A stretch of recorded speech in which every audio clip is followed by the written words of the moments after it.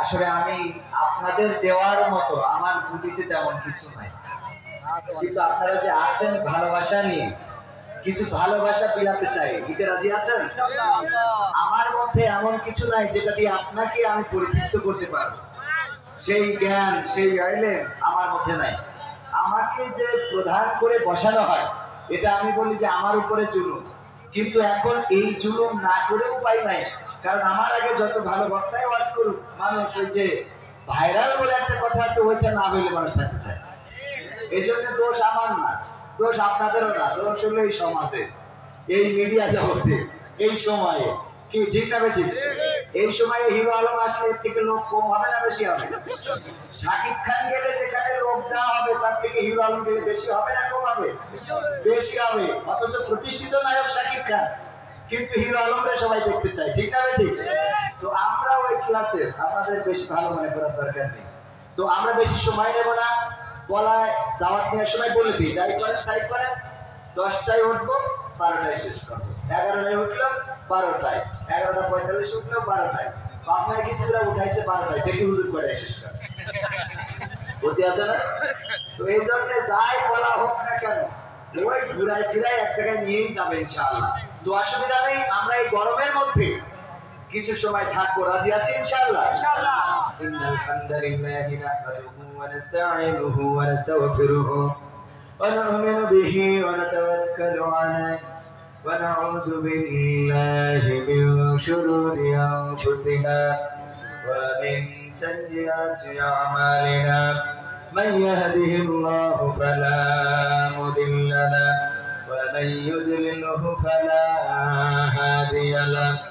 ونشهد أن لا إله إلا الله ونشهد أن سيدنا محمدا عبده ورسوله الذي أرسله بالحق بشيرا ونذيرا وداعيا إلى الله بإذنه وسراجا منيرا.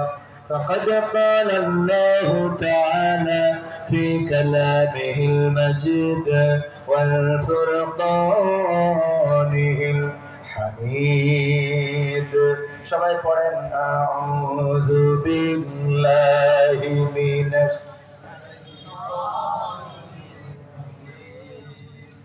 বিসমিল্লাহির রাহমানির রহিম. ইন্নাল্লাহা ওয়া মালাইকাতাহু ইউসাল্লুনা আলান নাবী ইয়া আইয়ুহাল্লাযীনা আমানু সাল্লু আলাইহি ওয়া সাল্লিমু তাসলিমা. আল্লাহুম্মা সাল্লি আলা সাইয়্যিদিনা মাওলানা মুহাম্মদ ওয়া আলা আলি সাইয়্যিদিনা. এসো হে রাসূল আবার ফিরি আমাদের মাঝে নতুন করে খুতবা দিতে কাবার মিনার পরে. আল্লাহুম্মা সাল্লি আলা সাইয়্যিদিনা মাওলানা মুহাম্মদ ওয়া আলা আলি সাইয়্যিদিনা. নবীর নামে দুরূদ শরীফ পড়িবে যে তার জন্য যে হারাম হবে জাহান্নামের আগুন. আল্লাহুম্মা সাল্লি আলা সাইয়্যিদিনা মাওলানা মুহাম্মদ ওয়া আলা আলি সাইয়্যিদিনা। দাড়িতে সুন্নাত, টুপিতে সুন্নাত, পোশাকেও সুন্নাত আছে। পাথরের আঘাত খাওয়া সেটা যে সুন্নাত, কেন মনে হয় না তোমার কাছে? কেন মনে হয় না তোমার কাছে? ঠিক না বেঠে? নবীর প্রেমে তুমি দাওয়াতে তাবলীগ ধারণ করেছ বুকে, সেই তুমি আজ কেন জুলুমের প্রতিবাদে আওয়াজ তুলো না মুখে? নবীর প্রেমে তুমি দাওয়াতে তাবলীগ ধারণ করেছ বুকে, সেই তুমি আজ কেন জুলুমের প্রতিবাদে আওয়াজ তুলো না মুখে? মেসওয়াক করো তুমি রোজ প্রতিদিন, মেসওয়াক করো তুমি রোজ প্রতিদিন, সেখানেও সুন্নাত আছে। পাথরের আঘাত খাওয়া, মাঝে মাঝে জেলে যাওয়া, সেটা যে সুন্নাত, কেন মনে হয় না তোমার কাছে? কেন মনে হয় না তোমার কাছে? মিলাদুন নবীতে বড় সোচ্চার তুমি, নাকি দেখানো সেই তুমি জানলে না আমার রাসূল ছিলেন সফল রাষ্ট্রনায়ক। নবীতে বড় সোচ্চার তুমি, নাকি দেখানো সেই তুমি জানলে না আমার রাসূল ছিলেন সফল রাষ্ট্রনায়ক। উহুদের ময়দানে দাঁত ভাঙা ঘটনা, উহুদের ময়দানে দাঁত ভাঙা ঘটনা তোমার কিতাবে কি আছে? পাথরের আঘাত খাওয়া, মাঝে মাঝে রিমান্ডে যাওয়া, সেটা যে সুন্নাত, কেন মনে হয় না তোমার কাছে? কেন মনে হয় না তোমার কাছে? কথা ঠিক আছে কিনা? কিন্তু সব লোক বলেন নাই, কিছু লোকের কাছে বেঠিক মনে হয়েছে না হয় নাই? বেঠিক মনে হয়েছে কার কার কাছে হাত উঁচু করে? আমার চাচা বোঝে নাই, এই জন্য হাত উঁচু করেছে, অসুবিধা নাই। কিন্তু কথাগুলো যা বলেছি ঠিক না বেঠিক? আবার শুধুমাত্র দাড়ি রাখলাম, টুপি মাথায় দিলাম, জুব্বা পরলাম, আল্লাহ রাসূলের সুন্নাহ, খাওয়ার শেষে মিষ্টি খাইলাম, মেসওয়াক করলাম, কিন্তু যখন বাতিলেরা খোলা কোরআনের আলোকে নির্বাচিত করে দেয়, তখন তার প্রতিবাদে কথা বললাম না। এমন ঘোষণা আজকের জামানায় চলবে না। আগের জামানায় কি চলতো না? আগের জামানায়ও চলে নাই। আল্লাহ রাসূল উহুদের ময়দানে রওনা দিলেন সাল্লাল্লাহু আলাইহি ওয়াসাল্লাম, সাথে ছিল কতজন? হ্যাঁ, আন্দাজে বলে দিলি হবে না। আমার ভাই আব্দুল কাদের জিলানী রাহমাতুল্লাহ আলাইহির ঘটনা বলেছে। আপনাদের আমি একটু পড়া নিয়ে দেখি কেমন পড়া পারেন। নেবো পড়া নেবো। একবার হঠাৎ করে মুনকার নাকিরের খুঁজে পাওয়া যাচ্ছে না। কেন খুঁজে পাওয়া যাচ্ছে না? অথচ সারা পৃথিবীতে মানুষ মরে গেছে, কত মানুষ কবরে রাখা, ওদের কিরা জিজ্ঞেস করবে মুনকার নাকির তো নিখোঁজ, খুঁজে পাওয়া যাচ্ছে না, বেকায়দা অবস্থা। ওরে বাবা কনে গেল। আল্লাহ রাব্বুল আলামিন তাড়াতাড়ি করে মিটিং ডাকলো ফেরেশতাদের নিয়ে, মুনকার নাকির কোথায় খুঁজে বের করো। ফেরেশতারা তাড়াতাড়ি করে বাংলাদেশে আসলো, আমেরিকায় গেল, ইরাকে, লন্ডন, ইরান সব জায়গায় খুঁজে পাই না। তারপরে যে বলছে আল্লাহ কোন তুই তো পালাম না, বলছে এখন তো বেকায়দায় পড়ে গেলাম আমি, কি করে এই কবরে যারা আছে ওদের কিরা জিজ্ঞেস করবে মান রব্বুকা ওমান দিনুকা ওমান নাবিয়ুকা। ভালো করে আবার খোঁজো, সার্চলাইট লাগাও, স্যাটেলাইট লাগাও, আবার খুঁজে নেটওয়ার্কের মধ্যে পাইলো আব্দুল কাদের জিলানীর কবরের মধ্যে মুনকার নাকির এসেছে। আব্দুল কাদের জিলানী দুইজনের পিঠ পোড়াতে বাইরে শুয়েছে, দুইজনের পিঠ পোড়া দিয়ে বান্দার পরে এখন মুনকার নাকিরের কি করতে হবে? ছাড়াই তো নিয়ে যেতে হবে। আল্লাহ যে আল্লাহ বাইরে রেখেছে ওই আব্দুল কাদের জিলানী নামের একজন, সে পিঠ পোড়াতে বাইরে ঠিক দিয়ে চোখে ফেরত দিতেছে না। কয় শিগগিরই বলো আমার কত লাশ কবরে, ওদের কিরা জিজ্ঞেস করবে মান রব্বুকা ওমান দিনুকা ওমান নাবিয়ুকা। এসে বলছেন ছেড়ে দিবা না নাকি? বলছে শর্ত আছে। কি শর্ত? ওরা কি অন্যায় করেছে যে তার জন্য দায়িত্বে রাখিছেন? আব্দুল কাদের জিলানী বলছেন কবরে ঢুকেছে সালাম দিনি, সহ্য নাকি পারো?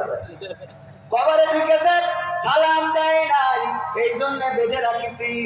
এরপরে এখন কি করতে হবে? এখন ছাড়াতে পারবা, তবে একটা আল্লাহর কাছে দাবি আছে।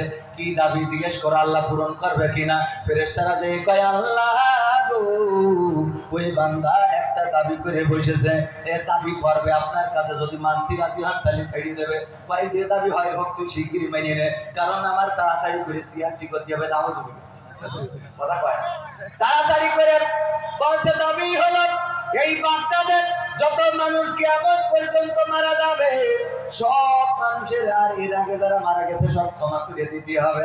আল্লাহ বলছে আব্দুল কাদের জিলানী তুমি তো বড় ভুল করে ফেললে গো, আজ তুমি আমার যত বিপদে ফেলে দিছাও, তাতে করে তুমি যদি বলতে এই দুনিয়ায় যত মানুষ কিয়ামত পর্যন্ত আসবে আর অতীতে এসেছে সব ক্ষমা করে দাও, তাও ক্ষমা করে দিয়ে আমি ওদের ছাড়াই নিতাম। তুমি তো অল্পতে আমার ক্ষমা করে দিছাও, বেঁচে গেলাম। সবাই জোরে জোরে বলেন সুবহানাল্লাহ। সুবহানাল্লাহ বলেছেন কিনা কিনা হাত উঁচু করে বড়াই ফের। এটা কি বিশ্বাস করার মতো? এটা বিশ্বাস করা যায় না। এমন ঘটনা ঘটতে পারে, কিন্তু আমার আল্লাহর ওলিরা এমন ওয়াজ শোনায়। ও আমার ভাইরা বাবাজিরা, বিশ্বনবী মুস্তাফায় রাস্তা দিয়া হাইটা যায়, একটা বান্দা ছিল গাছের তলায় তুম চলবে। এইসব ঘটনা ছড়ানো যা কোরআনে নাই না হাদিসে নাই, কথা কয় না। আব্দুল কাদের জিলানী কবির থেকে কি আব্দুল কাদের জিলানী বড়? আল্লাহ রাসূলের সাহাবীদের থেকে বড় নাকি? না, তাদের থেকে বড় না। ওর স্ত্রী অবশ্যই আল্লাহর মুখলেস বান্দা ছিলেন, এতটাই মুখলেস বান্দা ছিলেন একবারে শয়তান এসেছে ধোঁকা দেওয়ার জন্য তারা জামা গায়ে দিয়ে অনেক সুন্দর জুব্বা এসে বলছে আসসালামু আলাইকুম ইয়া আব্দুল কাদের জিলানী। বলতেছে ওয়ালাইকুম আসসালাম, কে তুমি? বলছে আমি আল্লাহর পক্ষ থেকে এসেছি। কেন? বলছে আল্লাহ আমার পাঠাইছে, আমি জিবরাইল আগের নবীদের কাছে পাঠাইতো আর তোমার কাছে পাঠাইছে এটা জানানোর জন্য যে তোমার মর্যাদাটা এতটাই বেড়ে গেছে যে অন্যান্য নবীদের যেমন মর্যাদা তোমার তেমন মর্যাদা।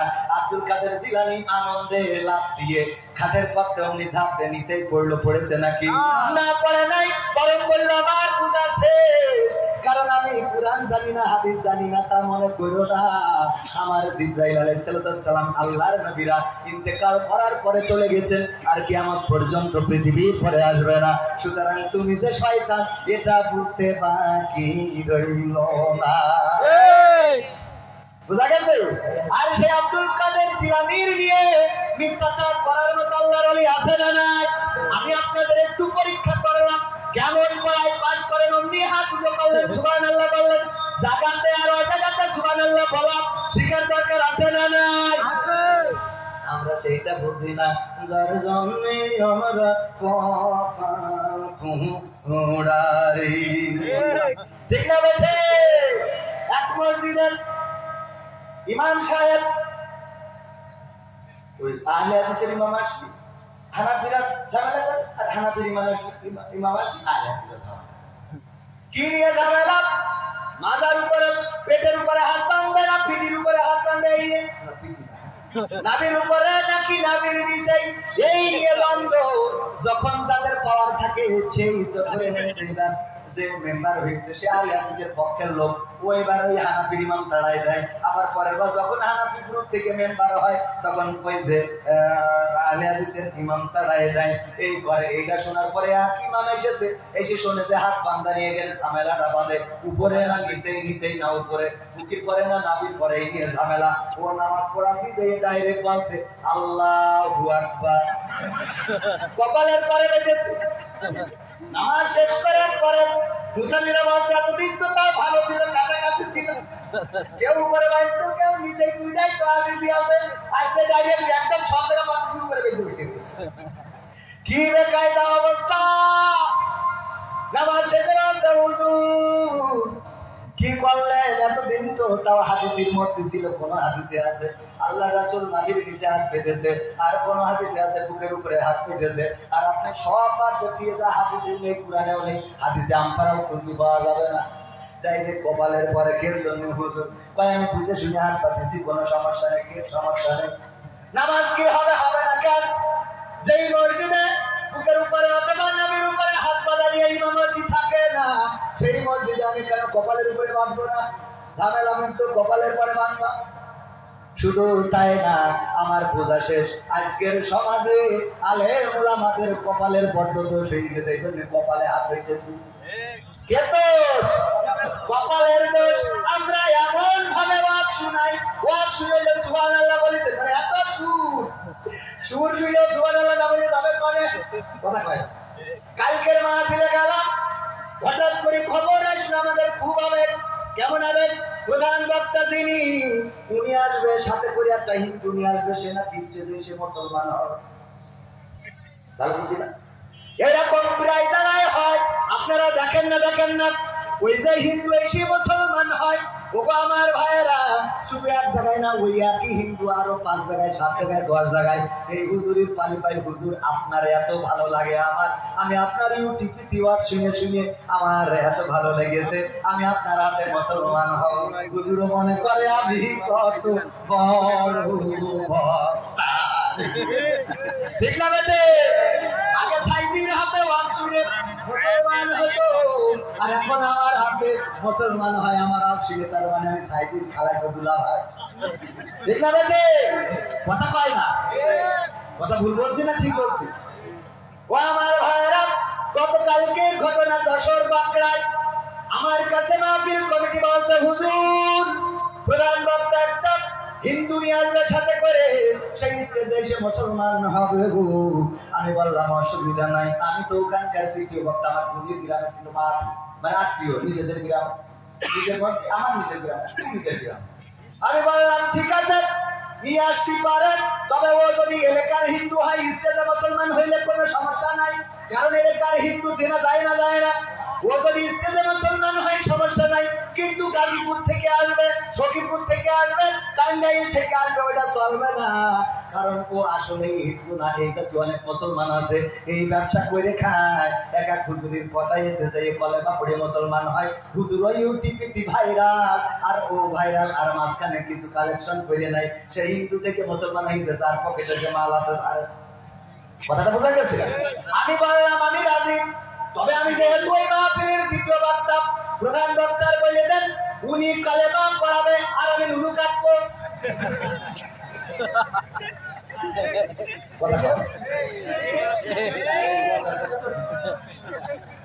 এটা তো সুন্নাত দিতেই হবে, আপনি তাই বলতে ভয়তে আছে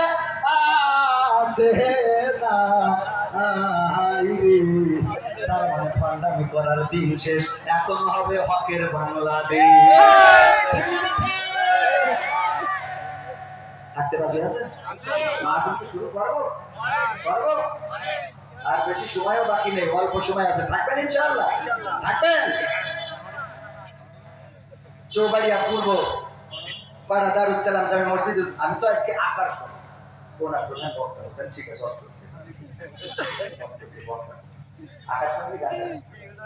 আকাশবাণী গান গাওয়া যায়।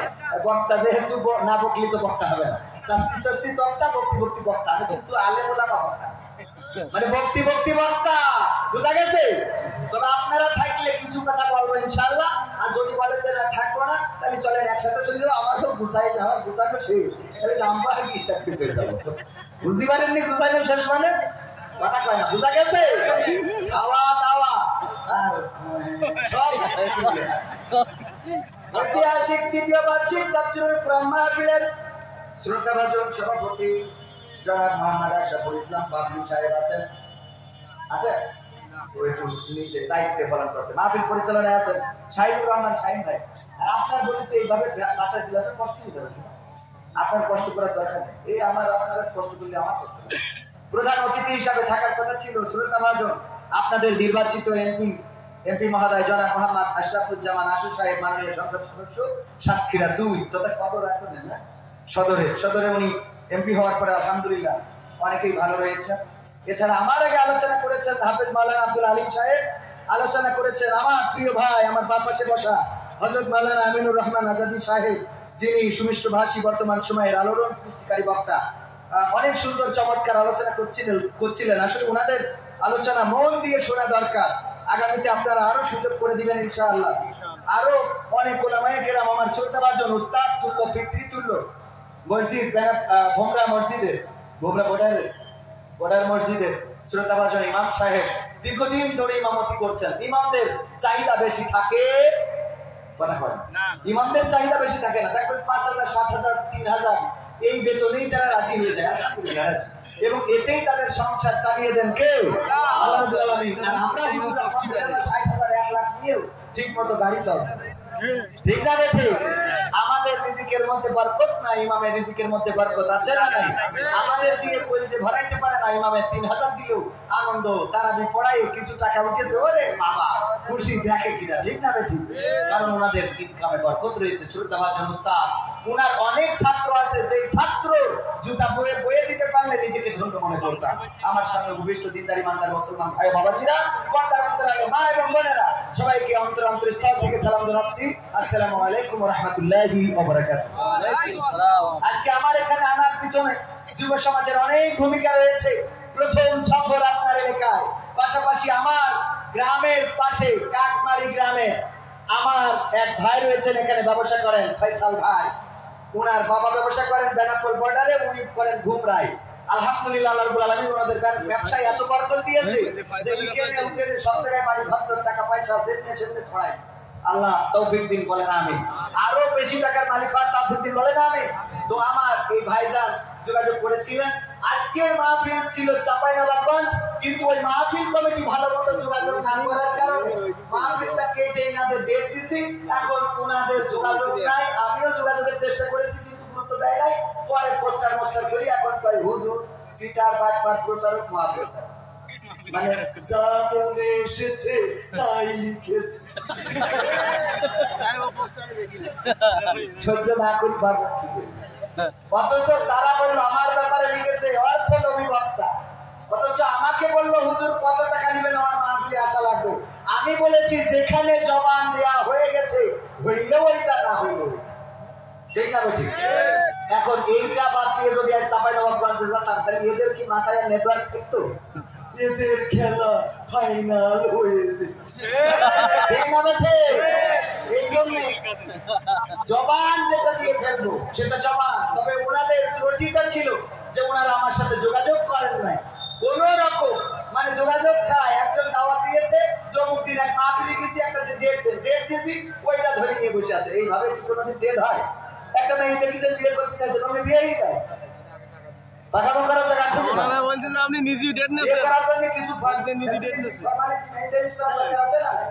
কথা কয় না, আছে না না? সেগুলো মেইনটেইন করবেন না। হুজুররা এত সস্তা মনে ভাবলে হবে না, হুজুররা এত সস্তা না। এক শাকিব খান শাহরুখ খানের আনতে জানতিনি, এত সহজে আনতে পারেন কিনা? তারেক মুনারে কত সহজে পান? আজারি ভাই পাওয়া যেত না? কথা কয় না, পাওয়া যেত কিনা? আমি হামজা ভাই পাওয়া যায় না, যায় না, কিন্তু উনাদের এখন ঠিক মতো কথা বলতে দেয়া হয়, কথা বলতে দেয়া হয়। এই বাংলাদেশে যাত্রা হইলে সমস্যা নাই, ঈদকে কেন্দ্র করে সিনেমা, নতুন সিনেমা বের হয়, টেলিভিশনে 5 দিন 7 দিন অনুষ্ঠান হয়, নাটক হয়, ওই যে সমকামিতার নাটককে প্রমোট করা হয়, অথচ কোরআনের মাহফিল করতে গেলে বলে ঈদের সময় এইগুলো করা যাবে না। এরকম আল্লাহর ওলি সাক্ষীরাই নাই, এখানেও আছে, এখানেও আছে।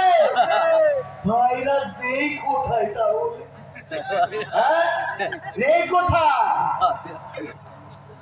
আমরা আল্লাহর শুকরিয়া আদায় করছি, বলছি আলহামদুলিল্লাহ। আওয়াজ হয় নাই? এত সুন্দর আবহাওয়া করে দিয়েছেন, আশার বাসার তৌফিক দিয়েছেন। আমি মাঝে মাঝে বলি, বোবা লোকে চলতে পারে বলতে পারে না, কোনগুলোকে বলতে পারে চলতে পারে না, কানা লোকে শুনতে পারে দেখতে পারে না, কালা লোকে দেখতে পারে শুনতে পারে না। তুমি যদি তাদের চেয়ে একটু ভালো থাকো, তবে কেন শুকরিয়াটা আদায় করো না? তবে কেন শুকরিয়াটা আদায় করো না? তবে কেন শুকরিয়াটা আদায় করো না? চোখ দুটো দিল দেখতে তোমার, শুনতে দিল কান, জিহ্বা দিল সাথে নিতে আর নাকে শুকরান। ঠিক না বেঠে? চোখ দুটো দিল দেখতে তোমার, শুনতে দিল কান, জিহ্বা দিল সাথে নিতে আর নাকে শুকরান। এবার তুমি ভেবে দেখো না, এবার তুমি ভেবে দেখো না কতটা সুখে তা। তবে কেন শুকরিয়াটা আদায় করো না? তবে কেন শুকরিয়াটা আদায় করো না? তবে কেন শুকরিয়াটা আদায় করো না? তবে কেন শুকরিয়াটা আদায় করো না? হাত দুটো দিল ধরতে তোমার, যখন যেটা চাও সেটাই সেটাই যাওয়ার জন্য দিলেন দুটি পাও।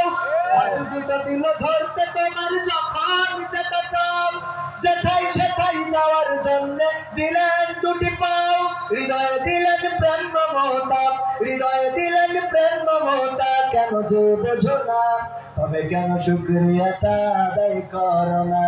তবে কেন শুকরিয়াটা আদায় করো না? তবে কেন শুকরিয়াটা আদায় করো না? তবে কেন শুকরিয়াটা আদায় করো না? সুখের সমাজ গড়তে দিলেন আল কোরআনের বাণী, পথের দিশাই দিয়েছেন রাসূল আমরা সবাই জানি।